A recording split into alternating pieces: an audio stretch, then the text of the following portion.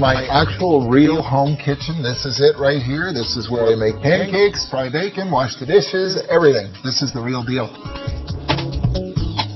I think because I'm a chef, I see the kitchen first and foremost as a place of function. And form has to follow that function. And not just to function, but to function for me. You know, I'm a cook. I'm the guy that washes the dishes. I might as well make it work for me. There's some very straightforward basics when it comes to kitchen design. We all know about the triangle between the fridge, the stove, and the sink. And in my case, that triangle can be a little bit bigger. I'm a big guy. I can cover a lot of ground.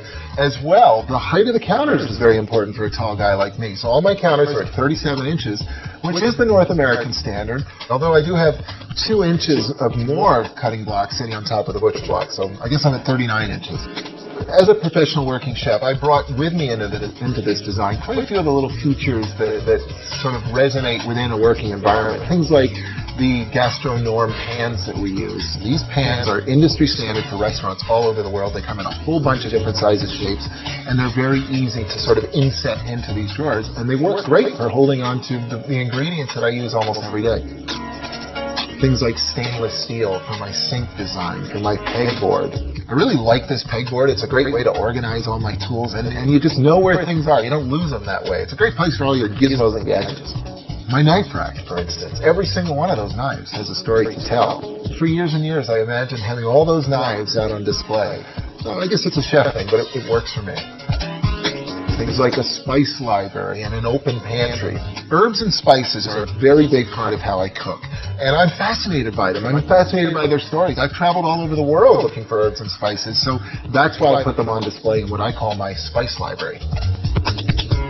For me, the pantry is very important. My creative process is really facilitated by being able to see the food that I'm working with. I think it's inherent in any artistic process. You want to see your raw ingredients.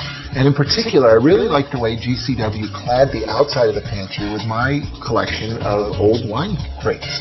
I've been collecting these things for years and years, 20 plus years, and I never knew what I was going to do with them. And then somehow I showed it to those guys, and next thing you know, they used it to clad the pantry, and I love what GCW did.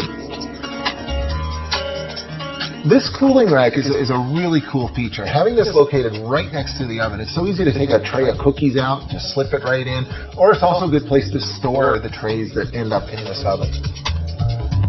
I think all of us these days are focused on local connections, food connections. But in this kitchen, it's not just food connections, it's also artist connections. In other words, I'm surrounded by a few different artists that have done some work here on Prince Edward Island and contributed to the design of this kitchen. Things from my hot rack, for instance, done by a local designer. His name is Bill Dowling. He works in iron. He did a great job. My stainless steel sink built up the road at a plant for fishing industry, things like that. The stained glass in my window.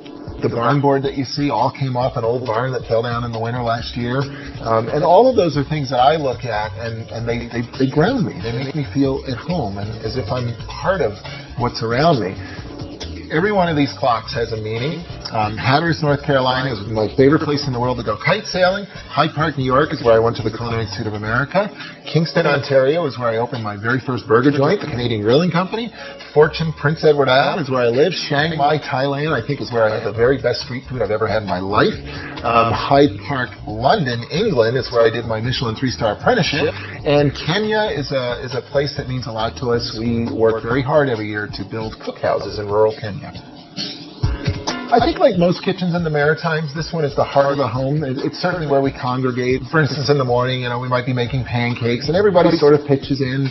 Ariel is 4, so she's in charge of cracking the eggs. Gabe's 10, so he's really good at flipping pancakes. And we'll eat breakfast right here in the kitchen.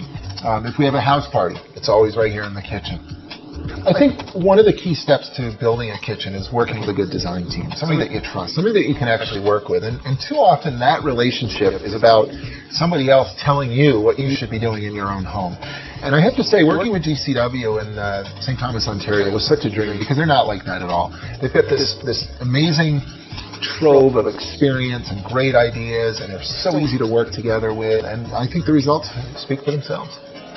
And I think for me, this kitchen represented the opportunity to finally, after 25 years of cooking all over the world, build for myself my all-time dream kitchen, and that's what this is.